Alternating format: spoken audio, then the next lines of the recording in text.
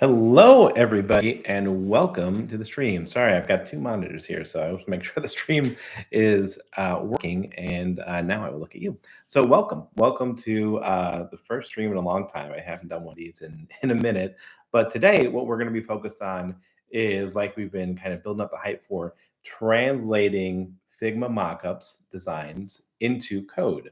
And this is a process that I think is a little bit of a mystery, especially for designers where we're doing a lot of handoff and we're kind of saying, okay, here's our design, go for it, and translate this into code to our developer counterparts. And I wanted to sort of unravel that mystery, kind of show you what's happening behind the scenes here for a couple of reasons. One is to help you prepare your Figma designs and make sure that they are in a good place for handoff. So we'll kind of look at things like how can we organize our Figma file in a way that developers can really easily work with it. And then I also want to highlight a couple of things that go beyond the pure UI, the pure design, and bring your attention to things that developers are thinking about and looking about as they interpret and read and parse designs here. And then we'll get to code. We get to kind of see what the coding process looks like. So let's go ahead and I will share my screen here, which is always a bit of a fun process here, but I think that's going to come through. Great. So I'm hoping that's coming through for everybody, but we're going to start in Figma. We're going to take a look at what we have, and then we will look over at our code side and then just start the process. So let me hide the UI for a second. This is just a fake company that I put together here. So Yard Help List. And basically, the whole idea of the product is that we help neighbors find trusted yard professionals. This is something near and dear to my heart because I'm always looking for help. And it's just nice to get recommendations from neighbors. So let's go ahead and take a look at what we got. So clearly we have a landing page here, very simple header, very simple nav, and then just a listing of our services here. And then we have some components over here on the left. So we've got our color palette, we've got nav elements, we've got buttons, we've got cards, and then a couple inputs. So nothing overwhelming here, nothing crazy. And then we can go over to the right and we'll kind of look through the experience. So we can filter by services. We can look directly at a listing and kind of see some more information. We have the ability to log in and sign up. So that way we can add a listing or add a recommendation. And then we've got the ability to see our favorites once we're logged in and edit our profile. On the admin side of the experience, we're going to be able to see all the listings coming in because we need to approve and verify them. And we can also upload them ourselves. So we can create a listing, we can edit and delete a listing, and then we can come in here, we can see our recommendations as they come in, and then we can also go ahead and edit recommendations and delete them. Can't create a recommendation though, that's only generated by users. And then lastly, we have an admin profile as well. So this is the experience. And as a developer, I have certainly been handed off designs like this, where it's like, here are the screens, go figure out how to translate this into code. And luckily, in this case, we've got some components here, we've got some styles. This is great. But there's not a lot here kind of directing me or giving me very clear or explicit instructions about what to do next. And there's a lot to unpack here, especially from like a data perspective and like how are we actually going to um, model all this information, these relationships. On the design side, this is sometimes where we see this disconnect between design and development, where on the design side we're saying, how is this taking so long to develop? What's going on here? It seems so simple, but actually under the hood behind the scenes, there's a lot of thinking that has to go on here. And so I'm going to call out some things here that were not documented in these designs here. And I'm going to start organizing this Figma file into the way that I would want to see it as a developer. So we'll bring the UI back here. And right off the bat, the first couple of things that I noticed was we actually have like three user types that were not explicitly called out in this design here. We have this guest experience, we have an authenticated user experience, and then we have an admin experience. And so we have three user archetypes or personas even, if you want to call them that are implicit to this design here that have not been really called out to me. So what I'm going to do is just start organizing these screens a little bit more. So this is sort of the guest experience. We move login and sign up are kind of their own thing. They look like they're going to be shared for auth, and um, depending on the user account, we'll just log them in based on what they need. Why don't we say that? So why don't we go ahead and we'll just kind of put them in their own stack. And then we've got some logged in stuff here. Great. And this is sort of the authenticated user experience. So we'll bring that down here. And why don't we go ahead and I'm going to try and make these balanced here because I'm still a designer at heart. And then lastly, we've got the admin stuff going on over here. Great. Great, great, great. I hope you all are having a good day so far as we get these organized and maybe enjoying a little lunch right now because it is, I think, pretty close to lunchtime for everybody. Okay, great. So now we've kind of got these a little bit more organized. And this is also a great, I think, use for sections here. So we can go ahead and just kind of section these off. I'm not going to be too crazy about these right now, but we can go ahead and just add these. And I think it's Shift. Did I see that right? Shift S. Okay. We use the shortcut from now on. Learn those shortcuts, people. They're very, very helpful. Okay, great. So that's sort of the first thing I can do. And now I can kind of organize them as I want, which is great. Now I'm just going to label these. This can be our, oh, I'm actually going to take the background off. We'll go ahead and call this our guest experience. This can be off. And again, we'll take that background off. This can be user. Could also be logged in, however you want to frame it. Make that a little bit better there. Great. And then lastly, this is admin. Cool. Okay, so this is already much better organized. So as a developer, instead of just seeing a bunch of screens in a row, now I'm saying, okay, like these things are a little bit more compartmentalized and organized, and we're starting to get into like feature sets, which is a really, we were kind of looking at the entire product view, and now we're like, okay, these are given features for given users. Which as developers, that's how we think about things, that we're trying to organize all this information into kind of logical parts of the experience. And so this is already much better organized for us than it was just having a screen of 50 different pages here. So now that we've got this organized here, I want to come back and start leaving some comments around here. So the first thing, I'm looking at this screen here, and this is something you see a lot with the designers. We don't really have real data. We're like, okay, we're just going to have this listing here. So I'm just going to duplicate this a bunch of times and they'll get the idea. They'll be able to see like, okay, this is what this looks like. Lots of things come to mind here from a development perspective. The first is like, what order are we showing these things in? Like, what is the order? So I can type that out. The other thing is what happens if there are no recommendations, right? What's that empty state going to look like? Same thing, what if there are no tags? These are the kind of things that I'm thinking about as I'm going through this design, as I'm starting to think through what the components are going to look like. But everything else seems pretty good.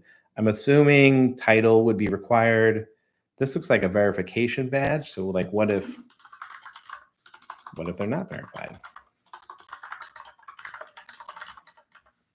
And this is kind of where you see this conversation around like the most important thing is like what ends up in the user's hands and like what part of the experience are they using. I think Linear is really starting to popularize this kind of idea of design is done when it's in somebody's hands and it's actually being used by them.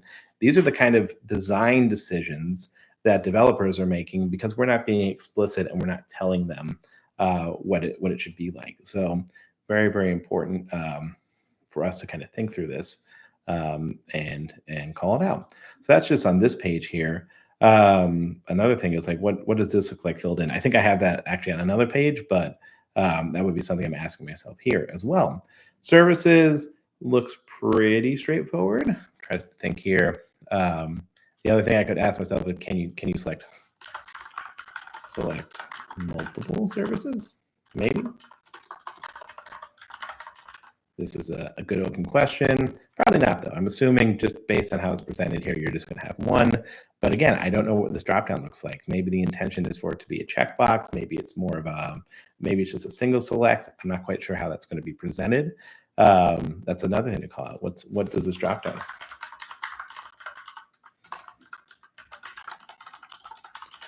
And it's fun. You think you're done from the design perspective. You're like, I got all the screens and they're out there. But once a developer comes in and they give it a pass, there's so much that's baked into the experience and implicit that they want to make sure that they really understand what's going on here. Another question here is login feels pretty. Another thing that I'm asking myself is where should these links go?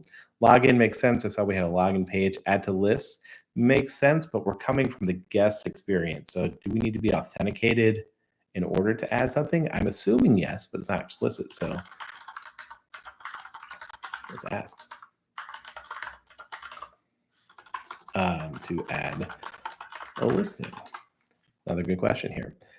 Same thing down here. This is kind of the repeat as above. The other thing I'm seeing here is we've got this new share icon. I assume we're sharing the page, but maybe there's something else we want to be sharing. So are we sharing the page? And I'm sort of being a little bit more thorough maybe than I would normally be, just for the point of demonstration here, but also because I think a lot of developers will just see this and run with it. I'll say, okay, I'm going to go for it, and kind of come up with whatever I think is best. And that's a very, very common thing. And I think a lot of times when designers are getting frustrated with, hey, the developer didn't do it the way I thought they were going to do it. Well, this is why. It's because we weren't explicit about what needed to happen. And so they had to make a bunch of decisions. And when a developer is making decisions like this, they are oftentimes that's cutting into the time they have available to implement things. So when the developer is thinking about how do I have to organize all this stuff, literally taking away time from, okay, I can sit down, write code, and actually push this feature out here. So the less that a developer has to think about something, they're kind of given the information, the more they can focus on the implementation side of things. And some developers really love that. Other developers really do love the thinking part. It's kind of personal. I've seen it both ways, personal preference, but it's just an interesting thing to call out here. This looks pretty straightforward from a design perspective. I see a login, so we're going to need email and password here. Things that I'm putting on my developer hat, I'm calling out. I'm saying like, maybe what if we did an OAuth login? What if we did Facebook? And these are kind of that back and forth between a developer has that sort of technical knowledge, and they can bring that to the product conversation and hopefully help people see things that they wouldn't necessarily have thought about. So putting on my developer hat, I'm like, maybe we can do some OAuth stuff. At the same time, that's more work generally than email password. It depends on your framework and it depends on your auth provider. But the stack that we're using is very simple to set up email password. We're going to use Laravel, but in like Next.js, it's actually a little harder to do email password. So OAuth might be easier. And these are the kind of technical things like your developer should be bringing to the table. The only thing I can see here is I didn't see a privacy policy in terms of service. Nobody ever likes to design those pages, but they are things that we want to think about. So where do these pages live? Or do we have these pages would be another thing to ask. But I'm not seeing anything too crazy here. All right, coming to the user page here. This is adding a listing. Okay, the nav is different. That's nice. So the designer has clearly thought through what the user experience should be. Dun, dun, dun. I guess my question is what happens after the form is submitted? Are we showing any success messages? Are we redirecting them? Another question here is, and I'm not seeing it obviously here, I just see favorites, is do we want to show them their submitted listings? And the answer, I think, for us right now is no, we don't really care.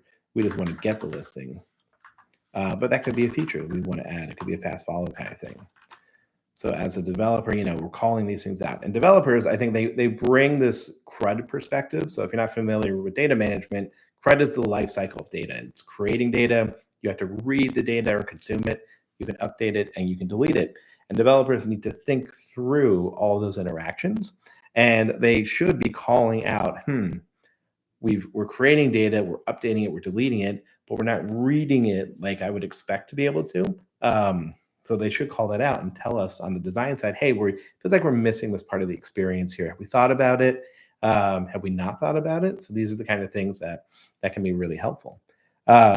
Recommendations, same deal. Like, are we going to have like a listing of all my recommendations so I could delete it if I didn't want to have it anymore? That's a good question. So that could be something we want to call out. So do to see all of my recommendations. These are good questions. Another thing that's in here is we're calling out Gravatar as the way we're going to be doing profiles. And Gravatar is a great little service. It basically pre-populates avatars for people, so you don't have to do all that image handling yourself.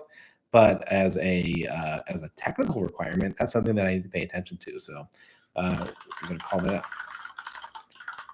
So that way it's an implementation detail. And if I was going to be like writing tickets for this or something like that, in Linear or Jira or something like that, I would be calling that out as a requirement of this feature. And also, same deal. What happens here when we save? Let me just add this here. Happens on success or failure. We have some validation logic there. I see we have favorites here, which makes sense. Nothing crazy here. And now we can see what this looks like if it's filled in. So this is nice. It's pretty helpful here. Not a huge chunk of work here. Profile seems pretty straightforward as well. I notice a little error here. This should not be underlined. This should be. If I'm a true developer, I'm going to leave a comment and not actually make that change. As the designer developer hybrid, I can just go ahead and do it. But sometimes we do catch errors doing this kind of review. So we got profile here. Okay, you can update that. Great. Credentials, we ask for a current password, and then you can reset it with a new one. That all seems pretty straightforward as well. And then log out, I assume, would just kick you back to guest. Okay, great. So we have our guest experience, we have our auth experience, and now we have the admin experience. Again, same deal. I didn't go through and check these well enough. But this looks pretty straightforward. We can create a listing. We've got these sort of listings. A couple of things that immediately come to mind is like, do we need to sort these? Are these sortable? Do we need filters? Basic table stuff. What about pagination? Right? What happens if we have a million listings? We're going to want to increment that table a little bit. So these are the sorts of things that, again, this is MVP. This is very light. We don't have a ton of data. It doesn't really matter yet. But as a developer, I'm starting to think through like, okay, can I do some work now that makes this a little bit easier going forward for me in the future? I feel like I must have updated a component here and it moved my underlines. But now we can create the listing. Okay, nice. We've got the CRUD create part of this experience here. I'm noticing some selects. So how is this data defined? Do we need to have a table for it? Is this going to be hard-coded? Are there going to be a lot of statuses? I'm seeing inactive and active right now. That's just two, but are we going to have things like pending or under review, like workflows? These are the kind of things I'm thinking about. Down here, I'm seeing a really interesting component. This is different than your typical form stuff. It looks like we have a services section. I would imagine that you just select a service. So that's, again, where is this data coming from? What types of services are we offering? We've got rates and quantities, and then the ability to add a service. And the nice thing is I can look at this edit screen and kind of see like, okay, here are the intentions for how this should grow. And it looks like we're just going to append to the bottom of the form here, which is nice and simple for us. And that looks pretty straightforward. I'm going to make a note here that we're disabling this button when there's only one service. That makes sense. I wonder, it looks like services are required because we're calling out optional fields. So they need to have at least one service before they've been created. That's questionable. Maybe we don't want to allow that. We can make it optional itself, but that's the kind of thing that we can ask questions about. So as a developer, bring that to your design product conversation. We got edit, so we've got a delete screen. I would expect some sort of confirmation mobile here, and maybe that's just something we're going to use a browser default for, but it's definitely something that we're going to want to talk about and make sure confirm that we want to do it.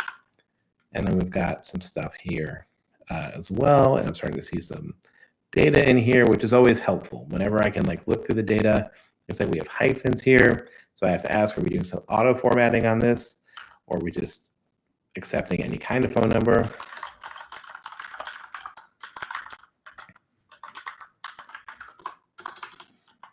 Two T's, one T. I think it's 2 words. There we go. Words are hard. That's definitely harder than programming sometimes. But anyway, that's listings for us. So those are pretty covered. Okay, now we got our recommendations. Big call out here is no create from the admin side. And that makes sense. We don't want to like be populating the system with all these like fake recommendations.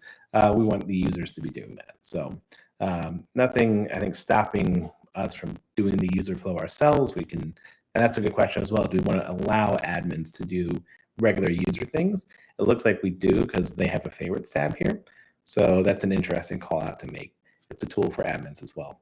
But we can see who they're submitted by, the statuses, who it's for, and then a little preview of the recommendation, which is interesting. We're truncating on 2 lines. It looks like that's a good thing for us to call out as a requirement for that field set, because these things could probably get pretty long. So we just want to show a little bit of a preview here, and then we can go ahead and look at this screen here. So we're going to be able to delete the recommendation. These look like, again, where are we getting this data from? That's probably a query for all of the users, guest users. This is probably a query for all of the listings and kind of showing them here as well. So we got to make sure we understand that, but that's stuff we can handle later. I wouldn't expect a designer to tell me that. And then there's an admin profile as well, which looks pretty identical to the other profile, but nice that they included it. So this is great. So now, kind of just going through this here, and you can do this so many different ways. This is a great way to do it, I think, just leaving comments in Figma. One thing that I've seen teams do, I think RID really popularized this, but to go in here and add like a sticky note or just a little frame here and say, hey, these are things you should know. And we'll make that look nice in a second. There we go. Oops. Moving too fast around. Good. Right. And let's see if I can guess a sticky note yellow here. Oh, that's too green. That's not too bad. There we go. That's probably a little too neon, right? But you can go in here and sort of add these notes to your designs and kind of say, hey, these are things you should know, and actually explicitly try and call out as many of these details as you can. So that's what I try to do when I'm working with developers. I'm the designer, I'm not doing the implementation. I will try and leave a note for every single screen. So that way I'm calling it out and saying, hey, these are like the details that are not explicit here that you should know about. A really good example of this is if we come over to these create pages, we add a listing. Right now, based on the information provided to me in the design, I would assume this is saving, and then it's going to be available here as inactive in the listing. But as a designer, we can call that out explicitly. We can say, hey, this should save, and then it should be available over here in the admin experience as inactive. And that would be really, really helpful as a developer to know ahead of time. Another thing that we could call out is like the invisible magic that happens behind the scenes. So we could say, hey, I expect an email to be sent as well to all of the admin users so they can come in here and look and see this, or a Slack bot message. These are the kind of details that are not explicit in the experience that we would want to call out here for the developer, so that way they know to do it. Otherwise, you can do it at like a ticket level as well, but it's really, really nice to be able to see this here in the design as well. So this is sort of V1, step 1 of planning, translating something from designs to development is actually going through, evaluating design, asking questions, trying to make sure you've wrapped your head around the full context of it. The next thing I'm going to do is start thinking about the data and the modeling here. And normally I would do this in FigJam, but I'm going to do this here in Figma so we can take a look at it together and we're not bouncing between too many screens. But I'm starting to look here and say, okay, we've got some different pieces of data.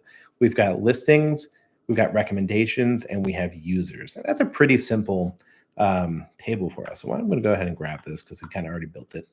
And I'm just going to use a nice, let's see here. We'll just do white. And we'll add a little stroke for something here. Make it look nice. You know, we are designers. We can go ahead and we don't have to make things look too ugly for our internal tools and stuff like that. And why don't we bump this up to 24 just so it's a little easier to read, and we'll say regular. Okay.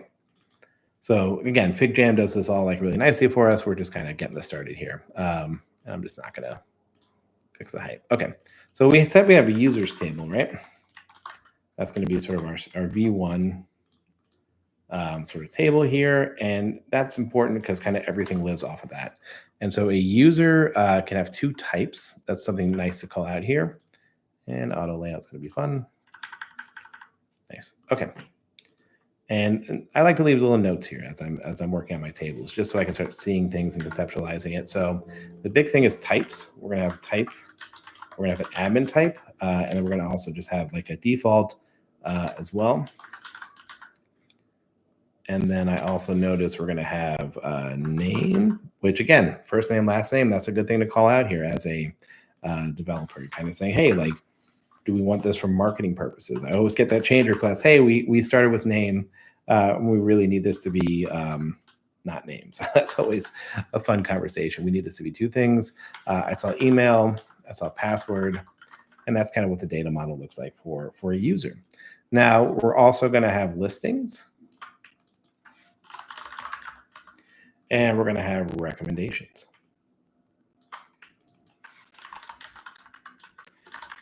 And then the other thing that I saw here, I'm just going to go look, we've got favorites, which is going to be a fun, little logic thing to do here. So we're going to have, that's really just going to be a many-to-many relationship, so nothing crazy there. And we can go from there. Now, at this point, what I want to do is, now that I've kind of got my nouns, or the things that I want to represent in my database level, I draw the relationships between them. So we'll go ahead, we'll grab ourselves a nice little, where did that go? Oh, they hide things. There we go. Arrows here. So a user will have many listings, which will be great. And then a user will also have many recommendations that they make. A listing will have many recommendations, which is interesting. And then favorites as well. We can move stuff around. We don't have to have it all worked out. So then I can say, okay, user is going to have many favorites, and then same deal. A listing is going to have many favorites as well. So we've got these sort of many-to-many kind of intermediary tables here for different things. And now I can say, if I wanted to call anything out here, I could. This is just going to have a user ID on it. This is going to have not a UD, an ID. This is going to have a listing ID. Honestly, that's it. It's going to be a pretty simple toggle. Recommendations will also have those two things because we need to show the relationships. It's going to have some description or text or content, whatever we call it, content. I think it might have some other things, but we'll leave it for now. The listing is going to have the most data. If we look at our designs again, let's go look at them. So we've got our forms here. And what's interesting is to see, okay, for a listing, name and email are definitely required data. Phone and website are optional. Was there any other required data? Probably not, because that was the subset of the data, and that's what we're going to need to get going. So some of these things are going to have, I would say, kind of placeholder information or default information. Services, interestingly, were not included over here, which makes me think that they should be optional as a service here. So let me go ahead and see if I can't do that. No, I didn't have it. I had it on the field, not the label, but that would be something to call out here. It's like, seems like this should be optional as well. So we want to handle, maybe we want to handle the case where a service, a listing doesn't have any services. Same thing with, so going through the edit listing, kind of saying, okay, this matches my expectation.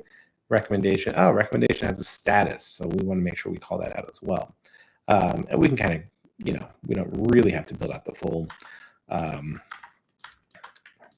database architecture here, because we'll go do that in the code. But hey, welcome. Sorry, I'm not watching the chat very closely, but thank you so much. Welcome to the stream. And feel free to ask questions. This is the beauty of live streaming is you can ask questions, and as long as I'm paying attention, checking into the stream, we'll see them, and hopefully, this is your opportunity to ask a designer, ask a developer things that you've always wanted to see, and we can go look at them right now, which will be fun. So now we've got ourselves something that looks pretty good. I'm just going to call out services. That is this another table? That's another thing you could think about. Like maybe this should just be its own relationship. And what I use is my heuristic for like, does this thing need a table? First thing I'm like, is it a noun? Is this something like its own independent object? There's two reasons why I would make a table. One is for encapsulating that sort of noun behavior. Like this is a thing that we want to represent with data in the experience. The other thing is for capturing relationships. So sometimes you have joins or intermediary tables that don't really represent anything other than the relationship itself. In our case, we don't. We both of our join tables actually mean something in our experience, so they're favorites and recommendations. But you can also have those little edge cases. So we're cooking now, which is very fun. So why don't we go over here to our screen again. We'll do one more review. And again, I would not expect a designer to call this out. But as a developer, this is where I'm going. This is what I'm starting to think about. How do I translate this into a design, into code? First thing I'm thinking about is my models. Now, the next thing I'm probably going to do is look through the components a little bit more and kind of say, okay, what are we working with here? We've got some colors. Great. These look like SVG assets. These look like, all right, we're going to have images, but we know it's Gravatar, so I don't have to worry about handling images, which is really nice. We've got some icons in here. I am asking myself what icon package are we using? We're using Font Awesome. Another thing I'm calling out, normally as a developer, I might be in developer mode, which is a little bit different than the traditional Figma experience. Let me swap over to that. So I'm looking here. Font family is Font Awesome. Great. Developer mode is really, really helpful. I've really enjoyed using it. The best thing about it is it kind of does all this like box modeling for you, which is really nice because it gets us away from having to redline everything. So as a designer, earlier in my career, something I would do is like back when I was using Photoshop and Illustrator to do stuff, back when I was using Sketch, and even early Figma, I would do all these red lines where I'd be like, this is 40 pixels, and I would try and show that for the developer so that way they can understand the spacing and sometimes fight with them and say, hey, listen, this is supposed to be 32, not 36. What happened? And all these little details. And developer mode really does a nice job of highlighting these things now to the point where I don't even feel it's necessary as a designer to call this out because the tool is doing it for me. So kudos to Figma for this really nice integrated experience here and making my job a little bit easier as a designer to say, hey, I'm going to skip this, but I want to make sure that I'm calling out other things, the more important things like we just commented here through the experience and leaving these kind of notes. That's a more valuable use of my time, I feel like now, than trying to redline everything. So just kind of looking through, we got a footer, great. We got some inputs down here, even better. So really, really simple components, nothing I'm pulling my hair out over. It is nice to see the variance. That way I'm like, okay, there are different states to this and how are we labeling it? Here is optional is true, is optional is false. We've got a placeholder, an empty, a filled, and a disabled state. Same thing on the selects. So nothing here that I'm like, I really want to have a conversation with either my PM or my designer about because it seems pretty straightforward. Okay, so this is pretty much all the prep work I might do at this point in time. Now I'm ready to hop into the code side of things. So if you're not familiar with development, which if you're a designer here, you're probably aware of it, but not necessarily fluent in it. What we're going to be doing is front end and back end work. So we got to build these things on the front end. We got to wire up all the data on the back end, and then we got to get them talking to one another. In terms of a tech stack, what we're going to use is Laravel, which is a PHP framework. It's phenomenal. My favorite by far. So a lot of banter out there right now about the pros and cons of different tech stacks, but this is my favorite, and you can be really, really fast and really efficient in it. We are going to add some other stuff to this. It's not just vanilla Laravel and Blade. We're going to use Inertia. which is basically a glue layer between our front end and our back end. And then we're going to use Vue.js on the front end to make it a little bit more reactive. We didn't have to for this, if I'm being very honest. So another thing with a greenfield project like this, something where you're starting from scratch, a developer or the CTO or somebody senior will kind of say, hey, this is the tech stack we're going to use, and they'll pick that for various reasons. But in our case, I'm picking something I'm comfortable with and like to use. I could have done Vanilla Breeze and Alpine here because we don't have a lot of JavaScript. But there are a couple things here that I thought made sense. Things like the favoriting is nice to be able to handle with like a fetch or something like that. So I figured, why not? We'll go for it. Although this is a pretty static experience, so we shouldn't have to worry about it too much. So, like I said, we're using Laravel. We're using Tailwind CSS. This should look familiar because it is like a lot of the color palette from Tailwind. I did pick my own greens, but this is the stone grayscale, and that's just the default red. But since it's green, it's the primary color, I did look for it. In terms of a font family, we're using San Francisco here, which is like the Mac UI font. So we're just going to use system defaults and keep it really simple here on the design side, so we can kind of focus more on the translation side. So these are the things that a developer has to have in their head, has to have conceptualized. A lot of times, this is pretty rare where you're kicking off a project and just going for it, unless you're working in a startup or at a division that's like kicking off a new project all the time. Normally, you're working in existing code bases where a lot of this configuration is already done for you and thought about, so you don't have to think about it. But let's go ahead and find my code here. All righty, so this is my VS Code. Let's go ahead and start working. So I will say I did a little bit of pre-work prior to hopping on here, mostly just setting up the theming. So I brought over the colors, kind of got the colors set up the way I need them to, brought over the font family, because I think it's Fig Tree by default here. So fix that up. And then I also added our images, which is just the brand mark as an SVG and the logo as well. So nothing crazy here. So excuse me. The next thing I'm asking myself as a developer, and I'm just going to hide this UI for a second, is, okay, where do I want to start? Do I want to start back end and work my way to the front end? Or do I want to start front end and work my way to the back end? And or kind of a hybrid, vice versa. But developers, and you're asking yourself, like, oh, how do you choose? Like, what is the criteria for this? The true answer is it doesn't matter at all. It's really down to your personal preference. Some developers like to have the data there and push it forward. Others can work with fake data and work towards the back end.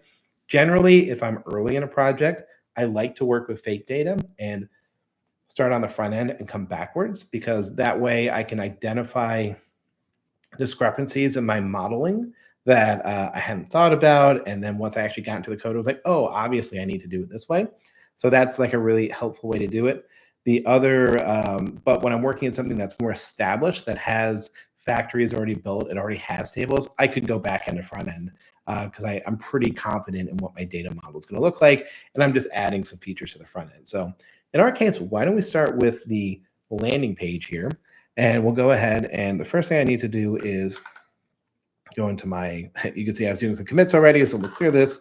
This is my terminal. For you designers out there, terminals allow us to run specific commands and work with Git, which is our version control software, which is the way we save and share work. We could talk a lot about Git, and that's a whole nother course, but for right now, why don't we just get that running. I come over here and I can see we've got the Z here, which means I've left a Z somewhere in our view. Let me go track that down real fast. We'll go to our resources, views. I probably just left a Z. I was typing somewhere in here. Let's go. There it is. Thought I did that. Okay, great. So with Inertia, everything is JavaScript. I did turn SSR on, so everything is server-side rendering, which is great for performance and SEO. But all of my views are going to be over here. And welcome is the landing page. So we've got this here. We've got handle image error. Oh, that's a good little helper here. But we can go ahead. Just gonna get rid of all this stuff. We can say welcome. Sure, that's fine for now. And I'm just going to get rid of all this. And we're going to say div. Oops. And the Copilot here likes to sometimes write too much for me. We'll just say hello. Okay, great. So we've got our code and we know it's working and everything is syncing and working the way we expect. So for me, I bounce between tabs a lot, kind of my preferred style. There is a way to get Figma into your editor in VS Code now. They have an extension. That's really, really nice. I've really enjoyed that. But for the sake of keeping things a little simpler, a little clearer, why don't we go ahead and just do it this way? So the first thing we're going to do here is the nav. And again, this is our designer has, who is me, but had called this out as a component, which is great. So this is something I can think about. Okay, the design team is thinking about this as a component. I'm thinking about it as a component. What I typically like to do is just code it for the first time. And then as I need to start reusing it, then I start migrating it to different pages. Um, Another thing worth calling out here is this might be a good candidate for like a layout. So we can have an authenticated layout, a guest layout, an admin layout, things like that. But for right now, I think we're just going to go ahead and, yeah, this is how they handle that. So why don't we go ahead and actually add that guest layout? Maybe that's a good way for us to think about it. And then we can put the nav in here so it's not so all over the place. So we've got this. I'm going to import this as the guest layout and do the import correctly. Nice thing about IDEs is they take care of that for us now. And boom, here we go. We've got our guest layout. And I believe we're doing this for like all the auth pages as well. So it's nice to kind of get this starting to work here. So we can go ahead now, application logo. So I already got a component that is my application logo, which is really nice, just SVG. So I'm gonna go ahead and here, you can import it directly. I've got this saved as a, which is an SVG file. So I'll say the logo and then we'll do SVG. And then I will also add some text here to say this, what do we call this thing? Yard help list. Too many projects going on. Yard help list logo. Great. And boom, here it is. Very small, but we can size it up. Here in our guest layout, we're putting on some sizing here. So why don't we go ahead and make this like double it. And that's too crazy.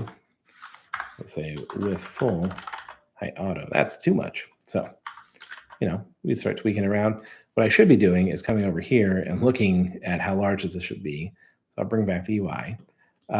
Oops, that was not the right button because I'm selected in. There we go. And we can go probably to dev mode now. Start looking at this. So we've got our logo, and this is about 40 pixels. So this is a box model, right? And the nice thing about Figma now is that it's showing us this information. That's 40 pixels. That's too big. It's actually supposed to be 10. And this is Tailwind in action here. But the nice thing about my IDE is it will show me the pixel value for this class. And then I can go and check that against the front end stuff and say, okay, this is what it should look like. So we can go ahead and that's the size it's going to be, but we're going to put it up in the nav. So that's why it looks a little small here. The next thing we're going to do, we're going to wrap this in the nav element here. And I'm actually going to move this up to the top. Oops. And we're going to move the slot out down here. And I'm going to get rid of that. Okay, great. So there we go. We're cooking. I'm going to get this off because it doesn't matter because we have the fill already there. And I'll go back to our nav. So now I might just like work on the container stuff. So we've got 16 pixels of padding and then 40 pixels on either side, but it's full width. So I'll go ahead and say that in the nav. So we'll go ahead and say padding. I think it's 20. And you might be asking me like, Nick, how do you know all this? It's 10, that's right. How do you know all this stuff? It's muscle memory. I'm working with Tailwind since it first came out. And so I sort of know what the classes are. It's also a math system. So I think P4 is 16. That should be PY. And then PX 10. So everything's based on REMS, which is the unit we use on our side, on the programming side. We have a border bottom, but it's really a nice paradigm for us to be operating within. So I just know it from muscle memory. So the other nice thing is I can kind of see the selection colors here. Border bottom, I can see the variable name I'm using. So that's actually supposed to be 200, which is great. And now if I come back, yeah, look at that. Here we go. I'm going to say flex, specify between here. So we got this in the right spot. Look at us cooking with gas now. And I'm going to go look at my component here because I want to make sure I understand it. So the nice thing about this nav was like the logo is all the way over here on the left, and then we've got the buttons all the way over here on the right, which is pretty easy to implement. We do have this drop down though, which is an interesting paradigm here. So that's like, again, logic I need to think about. The other thing calling out here is we don't have anything about mobile and what that experience should look like. So that's something to, again, we need to kind of think about how we're going to handle this. But for right now, why don't we go ahead and just start working through this little list here. So we'll go ahead, do a UL. I'm going to use the LI, and we'll say services. And again, I'm just writing the HTML out. I'm not really trying to add too much other logic. And we'll go ahead and we'll say add to lists. Okay, great. And what's another interesting thing is we're going to have different states here. We've got a guest state, we've got the user state, and then we've got an admin state here as well. So that's another thing we're going to have to keep track of inside of this component. So you can see very quickly, it's very easy to put this together in Figma, but as a developer coming here and like thinking through all this, it's going to get a little bit more complicated. So what I like to do here sometimes is I'll add to-dos. So make dropdown, and then I'm going to add this up here as a to-do, and I've got a plugin that will highlight my to-dos for me. I'll call this make add access states, and then also mobile. But we'll get to that. We can make that happen when we're ready. Okay, but now let's start styling some stuff. So we come over here. Hey, look, we've got these things stacking, but we want to make them flex. And the nice thing about flex is we have that nice little gap property here. So I'm going to go and see what the spacing looks like, 32. And off the top of my head, I think that's like the 8. Yeah, look at that. A lot of developing, especially these days, is guessing your correct Tailwind class on the front end. We're going to center align those. Great. And now I can start looking at like, okay, what size should these be? This is our guest layout here. I think in the higher level, we do say font sans and everything. I'll go ahead and just double check that. Nope, that's the wrong page. Sometimes I do, it's app. Font sans, great. I don't have to add that here because everything should be sans. We don't use serif anywhere. So that's taken care of for us. It's our cascade. But I do want to work on these guys. Okay, so font style 16, font family green, font weight is 510, which is medium. Okay.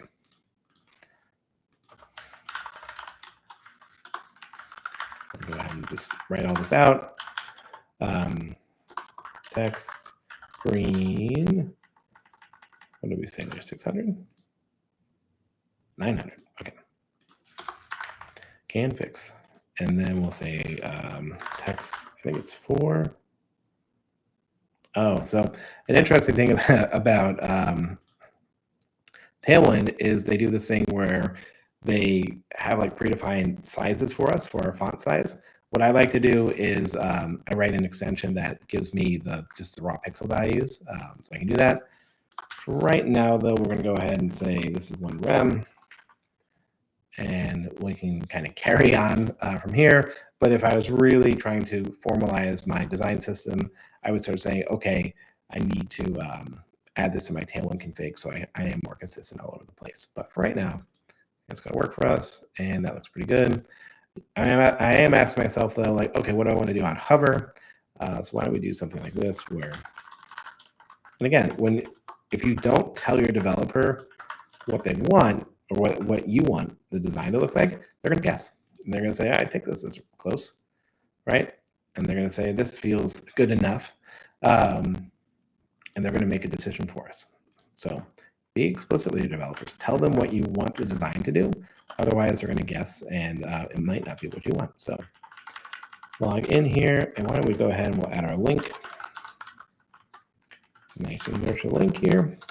Normally you use an A tag. We're using inertia. It's got its own routing system, so we're going to use link. I think it's 2. Does it use href under the hood? I think it does, actually. Forget. I think it's React and Next.js that doesn't do that. So they have like 2 or something. All these different frameworks you're bouncing between. It's hard to keep it in your mind. It's another thing to remember is developers are often thinking in just this example. I'm thinking in PHP. I'm thinking about inertia. I'm thinking about Vue.js. I'm thinking about HTML, CSS, and vanilla JavaScript. So I think we're up to, I should have been counting better, but up to like 7 languages, not to mention Git, not to mention Bash for the terminal, not to mention, so like the amount of knowledge somebody needs to do full stack development, it's just unbelievable these days. Laravel, I think, makes this a lot easier for us, but it is something to consider when you're talking to your developer. What I forgot now is I forgot the name of our route that we're going to use here. So I'm going to go ahead and just run a little command so I can see this here. So the get, and it's just register. Why don't we go ahead and just do that? We'll take them straight to the register page. We're going to take them to login. Why do we do that? Because it says login. So we'll just make sure we run that again. Again, like I know the, you have to know Artisan. So it's unbelievable sometimes the amount of stuff you have to learn. And okay, so that's wired up to the right spot. So we can check in the bottom right corner here. When I hover over it, that's going to the login page, which is what I wanted. And then add to list. Add to list is special. It's a button. And it's a button we're going to use all over the place. So this, I'm like, okay, we're probably going to want a component for this. Now, I believe it comes out of the box with some components, which is nice. The thing about this is it's not really a component. It's actually like a link disguised as a component. So what I like to do, I'll copy and paste this one here. Again, another beauty of Laravel is it provides so much of this stuff for you. So you can just come in here and easily customize it. But what I like to do now is we'll make these links. Oops. Moving too fast around. Good here. And close out this guy here. Yeah, script setup. Yeah, I'm just going to copy this because it's a lot of what I need. Great. And we're going to define some props. I'm going to pass some stuff to this. I think I can do it like this. href string. Doesn't like that. Forget. Now I'm forgetting things, which is fine. It's a method. Okay. And I'm sure there are people out there who have this more together than I do, but it's hard thinking through not just design, but also the engineering side. Okay, so now we've got our primary link here. We can go ahead and import that into our guest layout. Primary link, and it'll do it for me, which is what you're looking for sometimes. Primary link, great. This is actually add to list. In our case, because of the state that it's in, add to list should redirect to the register page. We want them to sign in before they start adding to the list. So we'll go ahead and actually change this to say route register. This works too. It's the same thing. It's just really nice to use named routes in case you ever change them in your, you need to change them all over the place. You've got one, like your constant is going to be the same across the board. So, oops. That's what I like to do, add to list. And that's the default button. We're gonna change it, obviously. So first thing we're gonna want to do is fix the padding. And this is another thing I need. Normally I'm on 2 screens, so I would have Figma on one screen. I would have this, my code on another screen, so it's easier for me to look at everything in one place. But for right now, that's going to work just fine. And that padding is, we want that to be 3. And then we can say BG green, I believe it's 100. Yep. And then text green 900.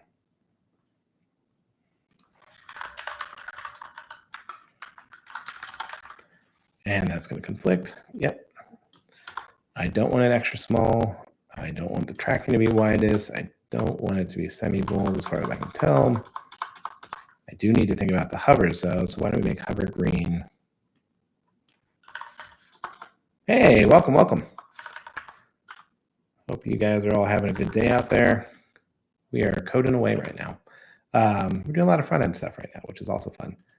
Why don't we make this background green 400, and we'll just make this green 500. At this point, why don't we make it 600? And then I'll also make the text white. Great. There's an argument for doing it for the focus as well, but for right now, we'll leave it. We're not going to do, we can just say green. What did I say for focus? 400. This is a nice thing about kind of putting all this in one place. You don't have to worry about it. Okay, so that looks pretty good. Yeah, give it a refresh. Look at that. We've got some nice styling there. See that? Okay, we're probably going to want to tweak that. I think this is font medium. And yeah, that 510 means it's medium. I'm just kind of putting these wherever. It doesn't really matter when you're coding by yourself. There's plugins you can use that will actually like auto sort that for you, which is really nice. There we go. That's a nice little add to list. And we've got some hover styles. I am going to say on focus. Oh no. Is the sound, is it working? Is it better if I go like this? Hello, hello. 1, 2. Is this better? Oh my goodness. Hope we haven't been doing this for an hour. Okay, it's better now. I might just be too far away from my mic. Let me see here. I'll adjust this a little bit. Might be in the shop, but that's okay. Rather have the audio be good. I'll speak louder too. Hope is that okay? I'm seeing it's better, so we're gonna keep rolling unless you guys tell me. Oh, it's making a weird noise. Oh, okay. The streaming setup here is almost harder than the coding sometimes. It's really getting a little tricky out there. Okay, that looks nice. That can be a button for us right now. Again, as your team is more, you have time to work out all these little edges here, you can go ahead and do that as well. And so we're just bouncing back and forth. We're looking at what's going on here. Okay, we want those items to be centered. Right, they're all aligned, and that's gonna be our nav. Now, what's interesting is in Figma, you look at this and you're like, it's this balanced a little better than if I come to my code and now I say, this looks a little larger than I want it to be. So one thing that developers will do is even though you get raw values from Figma, we'll tweak things. We'll say, okay, this is actually not perfect. We want to make sure that this is a little bit more, tailored for the experience. And that's something that will happen as well. So why don't we go ahead and say something like, what's a good size here? Why don't we say 0.9? See if that feels a little better. Oops. Yeah, that's kind of a crazy value, 0.85, 0.8. Let's see what that does. And that's a little too small, so why don't we bring it up to 0.9? I can also do it in pixels. That feels a little bit more balanced. It actually doesn't look too bad at the 1 rem, so why don't we just leave it for now? But again, this is the kind of stuff that I think when you think about really good front-end engineers, they're not just taking the designs at face value. Actually, what if we bump this up to be a little larger? Yeah, I think that's a fix. They're not just taking designs at face value and saying this is the gospel and this is how I have to do it. They're taking it and saying, okay, we're translating this into a different medium because it truly is. Figma to code they're two different things. And we're trying to respect the integrity of the intent of the design, but also translate it over here. So that's what we're going to do. Okay, so this is kind of our nav here, and it's pretty responsive off the bat. It's going to flex for us. Kind of breaks when we get to mobile, but that's fine. We can go ahead and tweak that as needed. So a couple of things here that we can start thinking about. One is, I don't know why that's failing for me. That's always nice. One thing we can do here, start thinking like, okay, is this something that we can start componentizing even more?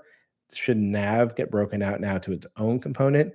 I think for right now, we're in this sort of guest environment or this layout sort of view. I think it's okay to kind of have it be its own thing or to live here because we're going to have different layouts for our different environments. So right now, this should work just fine in here. But again, these are the decisions. These are the things that developers are thinking about. How can I organize this in a way that makes it easy for me to come back to this, for me to maintain this project, but also the next developer who has to come work on this as well. So why don't we go ahead now and do a little bit of a mobile optimization? And this is, I would say, pretty common for a developer to say, okay, I'm going to take care of all my mobile stuff before I take care of before I'm done with the component. At least I would hope that would be pretty common. Notice in the designs, we didn't get any mobile designs. And again, you can be as explicit as you want with your developers. The more explicit you can be, the better your final output's going to look like. So let's go ahead and see what we have here. So let's, where was I? Sorry, I got a text message and that threw me off, but we're back. We're going to go ahead and do mobile now. So what we're going to need here, I always forget because Vue has changed some things here, but we're going to do a ref. So import ref from Vue, and we can say const show nav, and that'll be false for now. And we're just going to have to add a button here. So this will be hidden, and then we'll show it on larger screens. Sometimes it auto refreshes, but sometimes I just like to do it. We should also tighten up that padding, I think. And we'll just make that the same, and then we'll bump it out at medium. Look at us. We're cooking with gas. And we'll also do the same thing here. Make that a little smaller. Look at us. Crushing it. Okay, so now we just need to show a button. So again, all sorts of different ways to do this. What I will do is just for consistency's sake, I will also have another UL here. I will do a primary button this time, which we have not worked with yet. And I say menu. So we got to import that. And it'll do that really nicely. I didn't change the styles though. So what I'm going to do, well, I would like to see it. There we go. Sometimes VS Code doesn't show me exactly what I need, but that's okay. We'll do primary button. Notice how little clicking I'm trying to do here as well. Just trying to like use my keyboard shortcuts as much as possible, because that is truly how you save hours and hours of your time. Yeah, I don't know why it's doing some weird stuff here, but where were we? Okay, so now there's a class, and we'll say MD hidden. Great. So we're only going to see that guy here. Awesome. Awesome. And that's another good candidate. Maybe we make that a little smaller. Maybe we don't actually shrink this. These are the kind of things that as you're working on it, as you're playing with it, you start asking yourself these questions. But we'll go ahead. Now we're going to wire up this menu. So we say, we'll do it on the button itself. I click equals show. We said nav is equal to the opposite of show nav. And we'll probably abstract that out to a button at some point. Sorry, to a method at some point, but for right now, that's fine. What I'm going to do here is I'll add a div. Class is equal to absolute. And set 0, BG white, Z50, all the important things you're going to need there. Yep, so that's taking over our whole screen right now. And look at this. I'm going to try and do all the work for us. So this is where we're starting to duplicate things. We're starting to duplicate this logic. So for right now, I'm going to copy and paste it, but it is the kind of thing where I'm starting to say, maybe I want to abstract that somehow to its own thing. So not necessary just yet, but it is where my head goes. So why don't we just call this flex call, gap. Why don't we say 8 to start? Justify, I think it's justify start. Is it because this is with full? It doesn't like that? Yeah. And again, this is not ideal, but it's pretty good. We do need to have a little X here though as well. And well, yeah, we can just do primary button close for this guy. Why don't we put this over on the other side? Flex end, is that going to do it? If not, I think we can do, yeah, there we go. And that'll close it. And we're not doing anything with that yet. So we can say vshow, show nav. And then what the other thing I like to do is just do MD hidden here. Oop. So that way when we go to these pages, it doesn't do that. So now we have it. So show nav looks like it's working pretty good. One thing I might do is just keep this inline up top.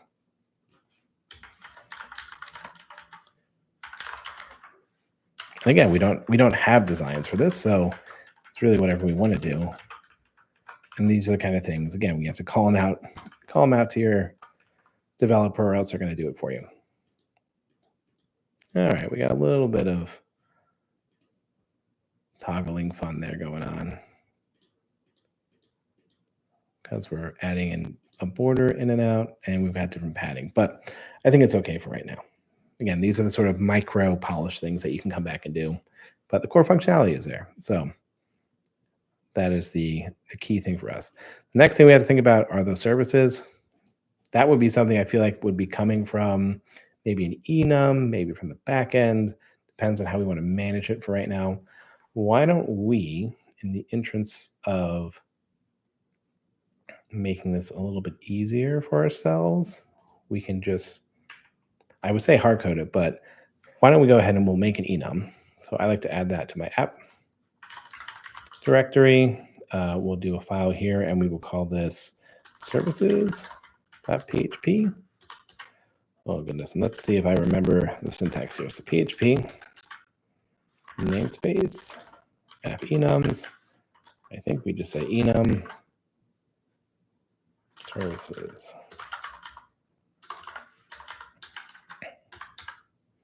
And why don't we say mowing? And we can also say, why are we getting a little squiggle there? Non-backed. Oh, I want to use a backed one. Let me see. I know I'm doing this in another project, but can't open that up in front. So why do we say Laravel backed enum? And I'm sure somebody's got a nice way to do this. Yep, that's what I thought we were doing. Oh, I have to specify what the output's going to be. Okay. There we go. Now it's happy. See, developers, designers, everybody's looking at Google trying to figure out what's going on right now. All right, so we'll say mowing. What were some other ones? I think we had fertilizing. Wow, that's weird. Landscaping. I don't think we had gardening. We had, what was the other one? Weeding. There we go. And Copilot taking care of a lot of the typing for me, which is always nice. So now we have these services here. What I need to do in order to get them now to my view is I need to add them. I think I can add this here in my service provider. Nope. Is it my request? There's a way to add, maybe it's middleware, handle nurture. Okay. And I want to go ahead and we're just going to call this app for right now. So we have this all namespaced. And what I want to do here is call this services. Look, it already knows what I'm trying to do. And I'm going to say, we just call them services. You call it services enum. If we want to be a little bit more specific, why don't we go ahead and do that? So that way, if we add the idea of services anywhere else, we can do that no problem.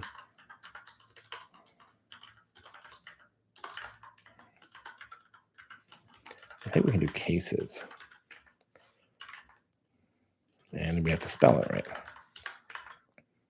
All righty. That should hopefully now be available to us. And if I come over here and we inspect and we look up, we got a console error. Oh, that's not a problem for us. We got a view. And I think we can look here in inertia and we can look at props.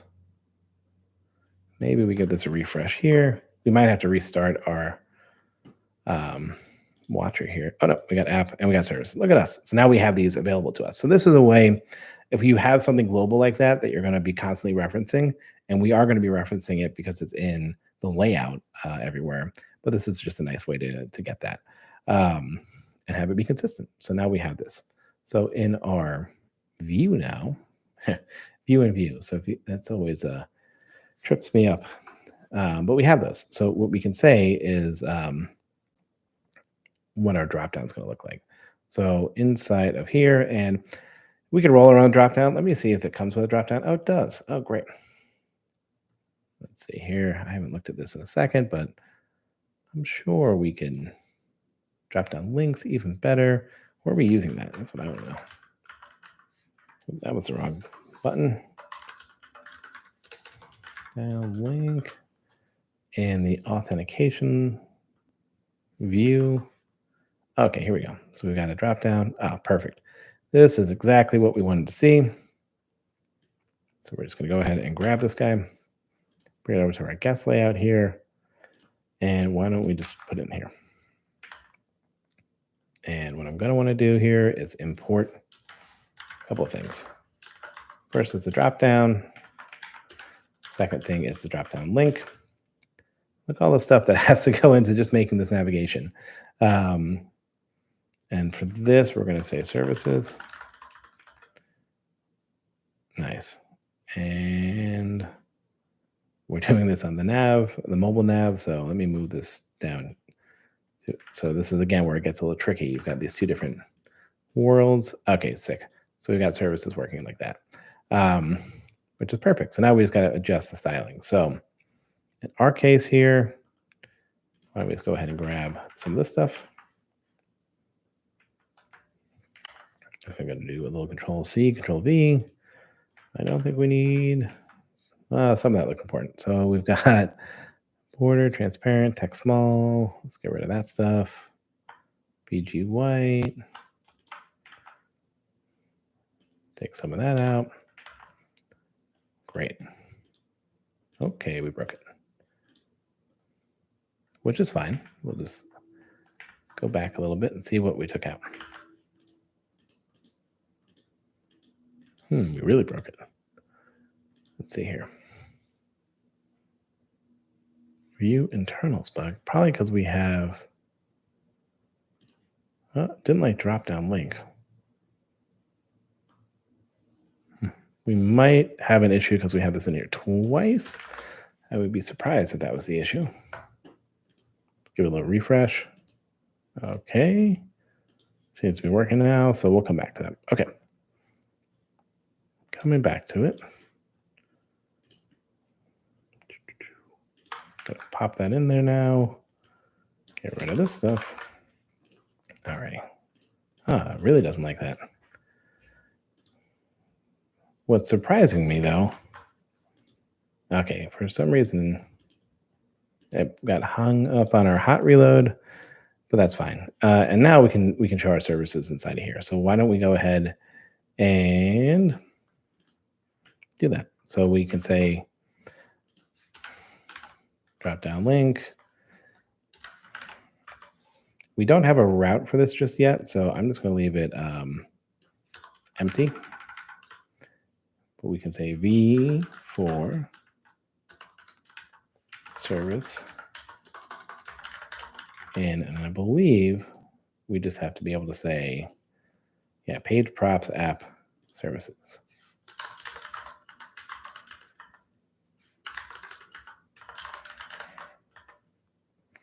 And we have to give it a key. And why don't we just make that the name, because all those have to be unique. We'll say service. And give it another refresh. Wow, look at us. Look at us. So now we have those in there. And again, give that a refresh. Really not liking my hot reloading. Well, that's fine. In drop down link, why don't we go ahead and say this all looks fine. We're just going to add capitalize so it looks a little better. There it is. Nice. So we don't have to do it on the back end. Let CSS do the work for us. And here we are. Okay, so now we got our nav. And again, we didn't have a design for this.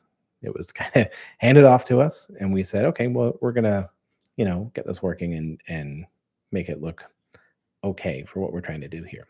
And now we got to think through the logic of, okay, how do we show the right service? But we can get to that. Not nice thing is now that we have the enum, we can do a lot of stuff. And that should do our nav for us. We do need to figure out mobile here because we don't have services anymore. But I wouldn't want to do a drop down here. I would want to do something slightly different, probably something close to this. So why don't we grab this? And we'll come back here to services.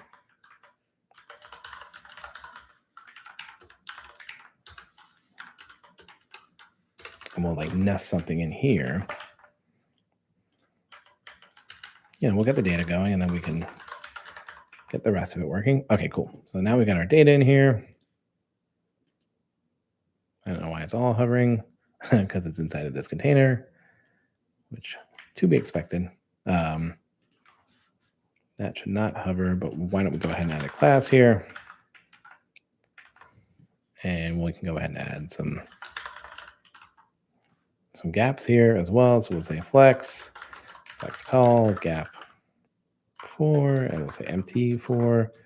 We have a little spacing there. Why don't we bring that down to 3, just so they look a little related. We do a span on this. Maybe do a little border underneath. And again, this is what if you're a really good front-end developer, you're working with a really good front-end developer, they're going to take care of this stuff. They're going to say, we didn't have it in the mockups, we didn't have it in the designs, but we're going to come up with a solution here that works. And we will need to make that block so it stretches. Look at us. Yeah, PB2 is Copilot sometimes knows what's up. Okay, great. And we're just going to hit capitalize on these guys. And we're going to instantiate this with a link. Nice. And we'll just say href blank for now. So 2 things I need to do now is start worrying about the access states. For us, though, I think what I'm going to do is say, you know what, we'll come back to this later. We'll come back when, or we'll do a totally different layout now. So we can not worry about that for now. We'll just kind of copy and paste this around a little bit. Totally fine. It's a good way to get going, especially if you're not doing something super, super complicated with your nav. I would say we're not just yet. If we start doing search and stuff, we can get there, but we're okay right now. And now we got ourselves a pretty good little nav, right? Come in here, close that, open that, and it's going to work. It's going to work for our needs. Now, some things we can do to plus the experience, make it a little bit better. We could fix this. We could disable the background scroll, things like that. But for right now, we don't have to worry about it. I might make some notes about it though. So to do wire up services links, that's going to be important. And then to do fix background scroll on mobile nav open, and I know that's just overflow none, something like that. So just a little note for myself, and that's again how I keep track of these things. You can use the product management tool, use Jira or something, but this is a good way to go about doing it. Nice. And now we're cooking. So I'll come back over to Git at this point and say Git status, and I'll say Git add all this, and I'll say Git commit message, and we can go ahead here and say that we added the main nav. Git push. Alrighty. And we know we need to set this up, but we are coming up on an hour and 20. We got into a lot. I think the real big thing that we got into here is this whole bit of like prepping the work and kind of exploring what we want to see here. But I think this is a little bit more ambitious. Maybe I thought we'd go a little faster, but that's okay. We can definitely come back to this and keep building it and kind of keep seeing this translation between Figma and what's living over here in our designs to what's living in our code. So I hope you all enjoyed it. Let me know if you have any questions down in the comments or things you want to see in future videos. And I'm looking forward to continuing this series with y'all next time. So have a wonderful, wonderful weekend and rest of your day. And we'll see you next time.